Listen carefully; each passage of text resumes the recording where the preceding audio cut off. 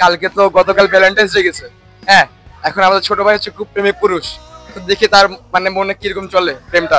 তো তোমার এই যে গতকাল কি গেল ভ্যালেন্টাইন্স ডে, তোমার যদি প্রেমিকা থাকতো তুমি মানে কি ফেস্টে আসতা? আচ্ছা, ফার্স্টে একটা যে জানাই রাখি আমার একটা আছে। তো আমি মানে ভ্যালেন্টাইন্স ডে কাটাইছি কেমনে, আমি তো এখানে ছিলাম। সো আমি 19 মানে ভ্যালেন্টাইন্স ডে আগের দিন তখন আমি গিয়ে হচ্ছে শহীদানোর একটা বক্স আছে আর কি, দান বাক্সর মতো অনেকটা, কিন্তু ওইখানে কেউ কিছু দান করে না, ওটা কখনো জীবনে চেক করা হয় না।